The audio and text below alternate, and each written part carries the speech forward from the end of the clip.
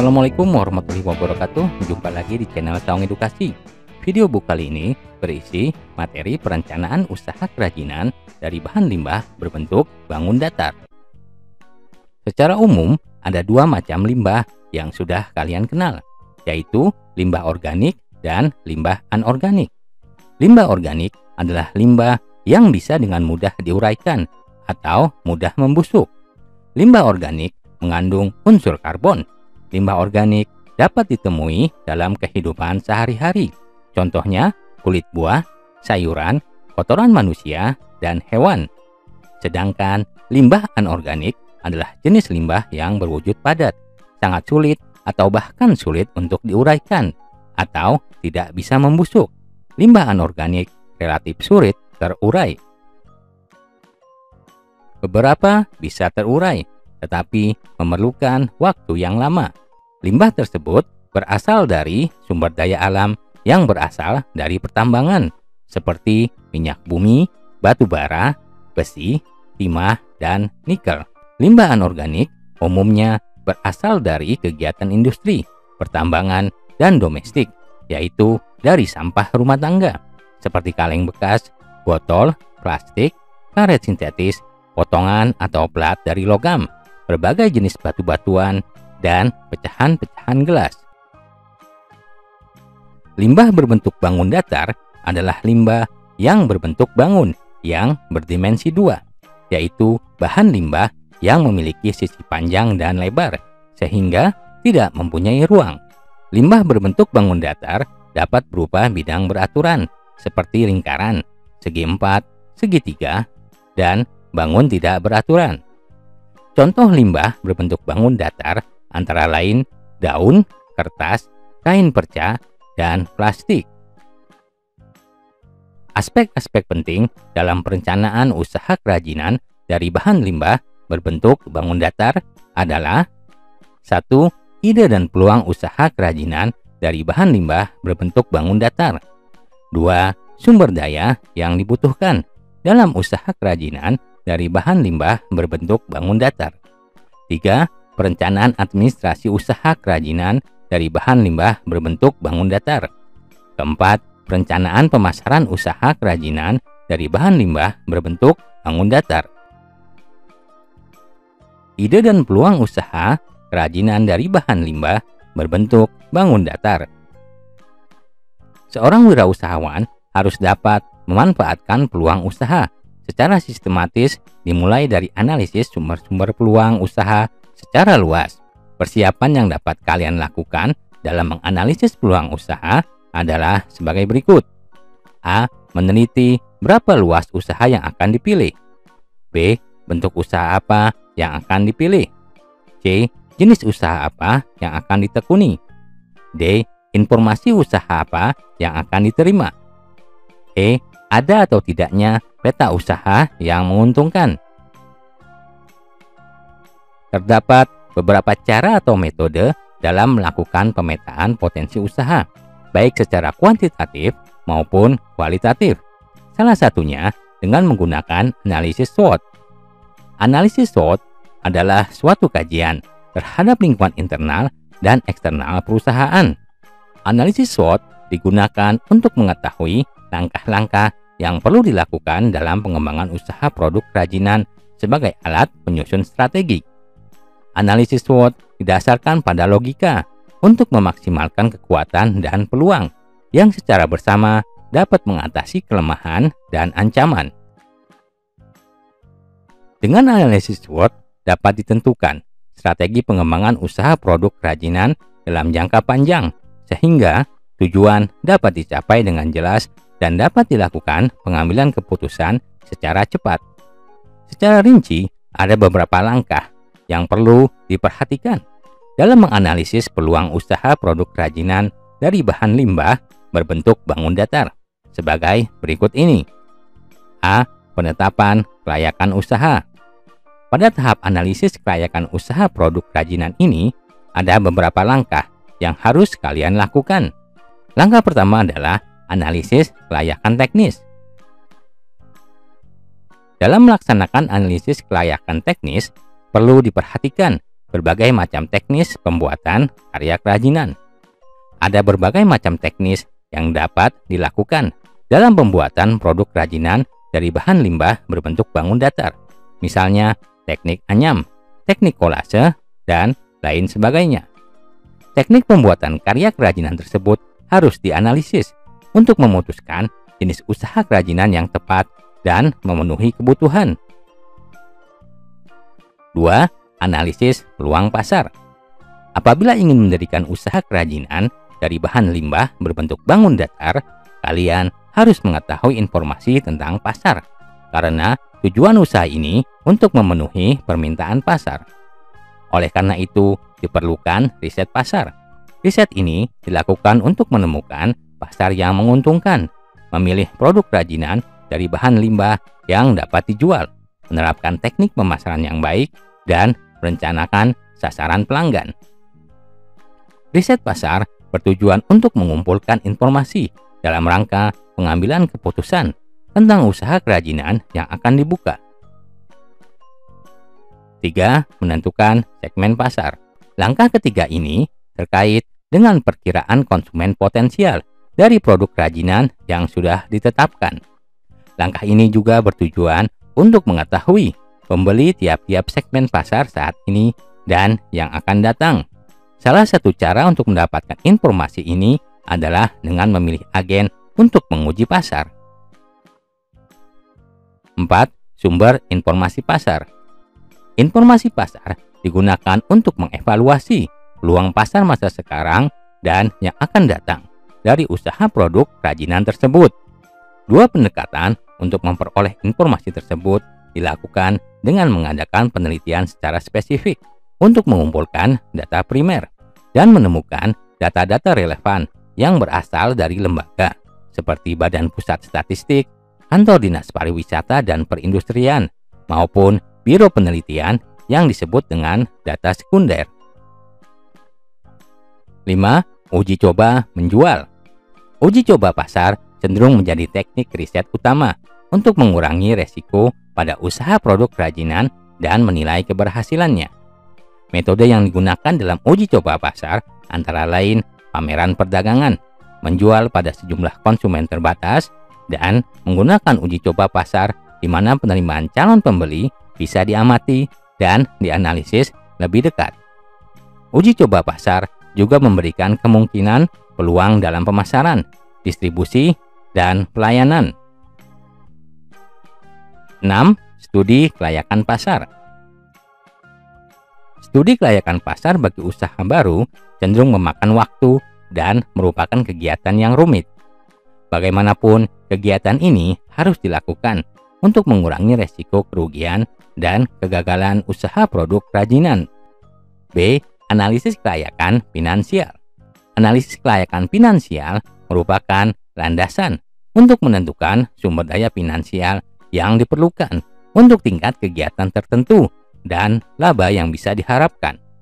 Kebutuhan finansial dan pengembalian bisa sangat berbeda, tergantung pada pemilihan alternatif yang ada bagi usaha baru. Ada dua langkah dasar sebagai alternatif dalam analisis kelayakan finansial, yaitu 1. Penentuan kebutuhan finansial total dengan dana yang diperlukan untuk operasional. Kebutuhan finansial hendaknya diproyeksikan tiap bulan atau bahkan mingguan, sekurang-kurangnya untuk operasi tahun pertama dari usaha produk kerajinan baru. Selanjutnya, diperlukan juga proyeksi kebutuhan keuangan untuk 3-5 tahun yang akan datang. 2. Penentuan sumber daya finansial yang tersedia.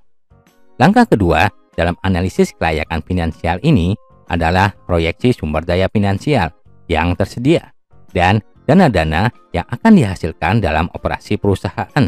Dalam menentukan sumber daya finansial potensial yang tersedia, harus dibedakan sumber finansial jangka pendek, menengah, dan jangka panjang. C. Membedakan persaingan. Semua usaha produk kerajinan akan menghadapi persaingan, baik persaingan langsung, yaitu dari produk kerajinan yang sejenis, maupun dengan produk perusahaan kerajinan lain pada pasar yang sama. Analisis persaingan ini sangat penting dalam rangka pengembangan dan keberlanjutan usaha produk kerajinan yang dikembangkan. Analisis SWOT dapat dilakukan dengan mewawancarai pengusaha kerajinan menggunakan kuesioner. Aspek penting yang perlu disampaikan pada saat mewawancarai pengusaha antara lain aspek sosial, ekonomi, dan teknik produksi untuk mengidentifikasi faktor internal dan eksternal yang mempengaruhi keberhasilan usaha produk kerajinan. Upaya untuk mengembangkan ide dan peluang usaha harus dikaitkan dengan kemampuan wirausaha dalam mengelola situasi dan peluang pasar. Untuk membentuk proses pengembangan ide, wirausahawan perlu memberikan kebebasan dan dorongan kepada para karyawannya agar mereka berani mengembangkan ide-ide dalam peluang usahanya. Tujuan dalam mengembangkan ide dan peluang usaha pada produk kerajinan adalah sebagai berikut. A. Ide dalam pembuatan produk agar diminati konsumen. B. Ide dalam pembuatan produk agar dapat memenangkan persaingan. C.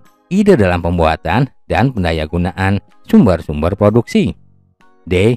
Ide yang dapat mencegah kebosanan konsumen di dalam pembelian dan penggunaan produk. E. Ide dalam pembuatan desain, model, corak, warna produk agar disenangi konsumen. Sumber daya yang dibutuhkan dalam usaha kerajinan dari bahan limbah berbentuk bangun datar. Dalam perencanaan proses produksi, diperlukan pengelolaan yang baik untuk mencapai tujuan perusahaan. Sumber daya yang dimiliki oleh perusahaan dapat dikategorikan atas 6 tipe sumber daya sebagai berikut. A. Man atau manusia. Dalam pendekatan ekonomi, sumber daya manusia adalah salah satu faktor produksi selain tanah, modal, dan keterampilan. Pandangan yang menyamakan manusia dengan faktor produksi lainnya dianggap tidak tepat, baik dilihat dari konsepsi, filsafat, maupun moral. Manusia merupakan unsur manajemen yang penting dalam pencapaian tujuan perusahaan. B. Money atau uang. Money atau uang merupakan salah satu unsur yang tidak dapat diabaikan. Uang merupakan alat tukar dan alat pengukur nilai. Besar kecilnya hasil kegiatan dapat diukur dari jumlah uang yang beredar dalam perusahaan. Oleh karena itu, uang merupakan unsur yang penting untuk mencapai tujuan perusahaan karena segala sesuatu harus diperhitungkan secara rasional. Hal ini akan berhubungan dengan berapa uang yang harus disediakan untuk membiayai gaji tenaga kerja, alat-alat yang dibutuhkan dan harus dibeli, serta berapa hasil yang akan dicapai oleh perusahaan. C. Material atau fisik. Perusahaan umumnya tidak menghasilkan sendiri bahan mentah yang dibutuhkan, tetapi membeli dari pihak lain. Untuk itu, manajer perusahaan berusaha untuk memperoleh bahan mentah dengan harga paling murah, menggunakan cara pengangkutan yang murah, dan membuat proses pengolahan seefisien mungkin. D. Mesin atau teknologi. Mesin memiliki peranan penting dalam proses produksi. Setelah revolusi industri, banyak pekerjaan manusia yang digantikan oleh mesin. Perkembangan teknologi yang begitu pesat menyebabkan penggunaan mesin semakin meningkat. Banyaknya mesin baru yang ditemukan oleh para ahli memungkinkan peningkatan produksi sangat tinggi. E. Metode.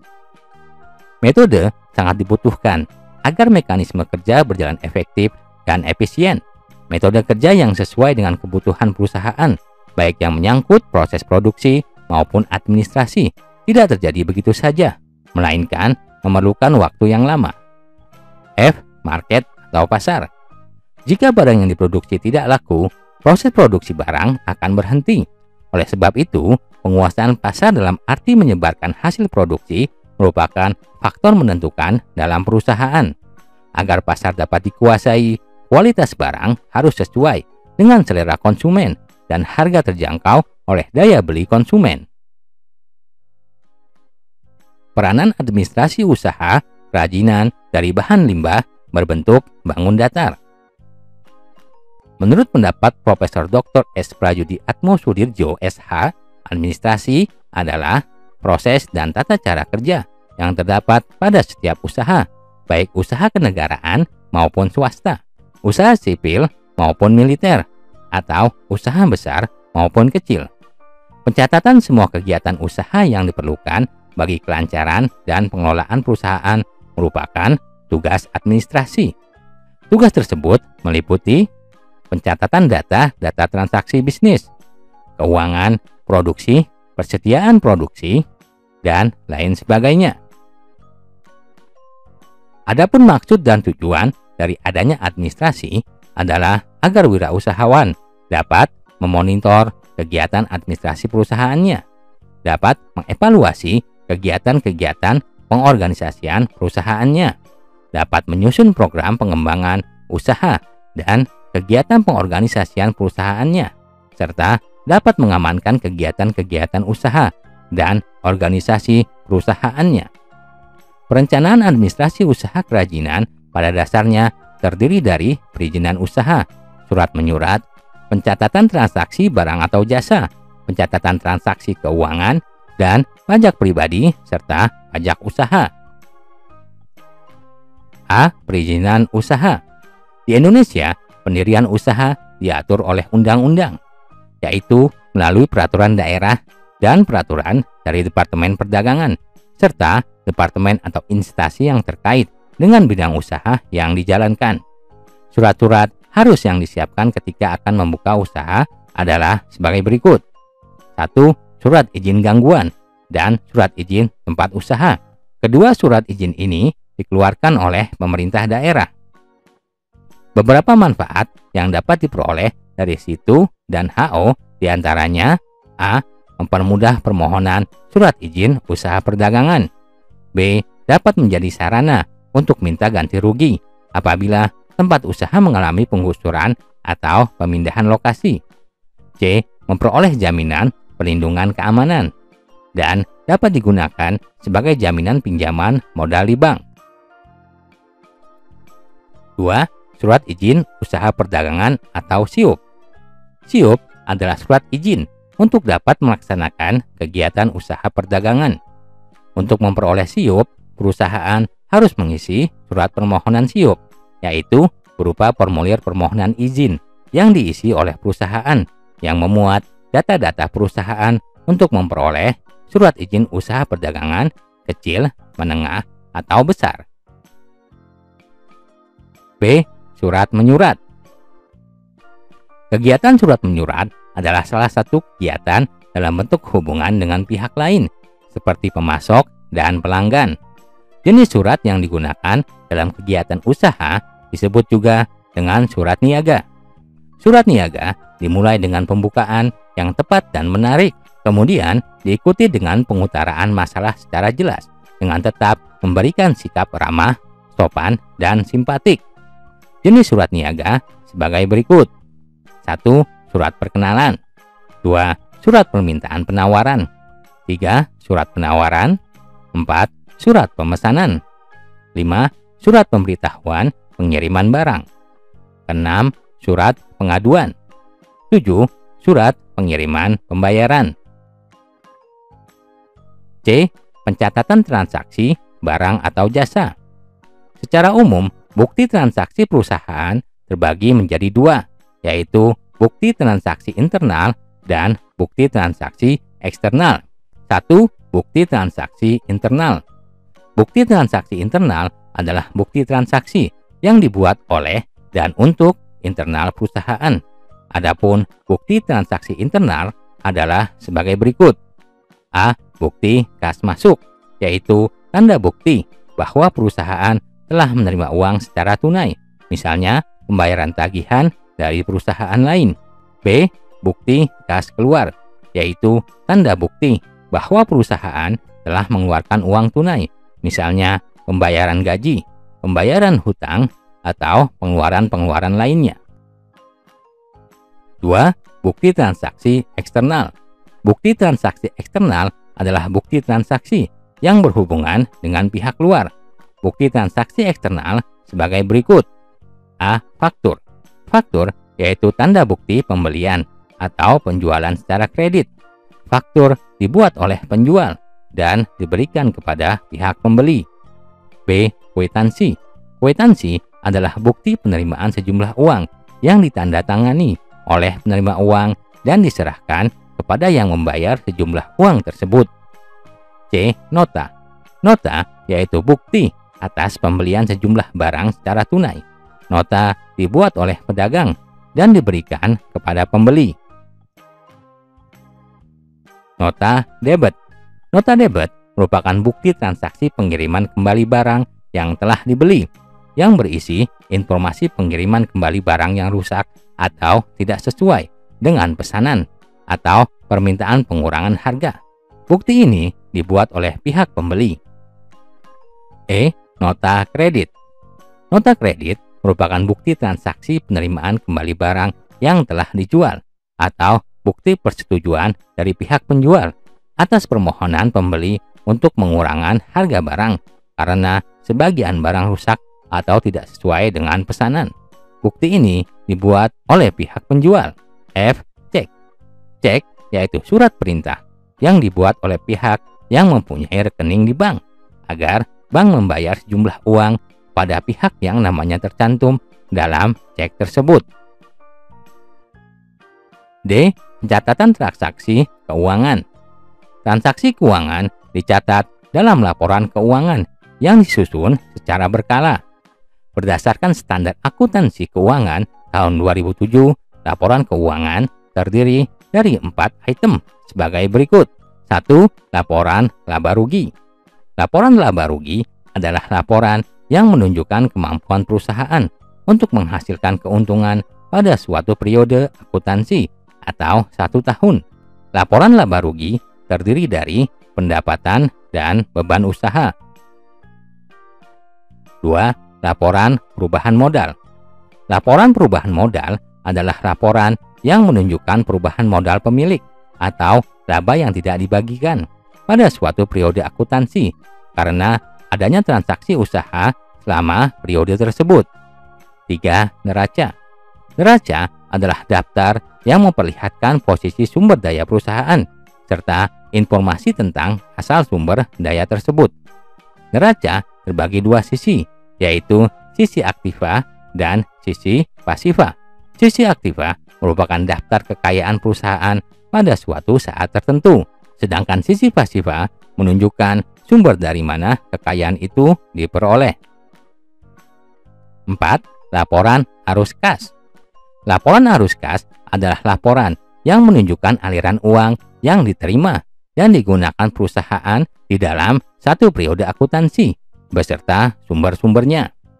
E. Pajak. Setiap wajib pajak harus memiliki NPWP atau nomor pokok wajib pajak, yaitu nomor yang diberikan kepada wajib pajak sebagai sarana dalam administrasi perpajakan yang dipergunakan sebagai tanda mengenal diri atau identitas wajib pajak dalam melaksanakan hak dan kewajiban perpajakannya.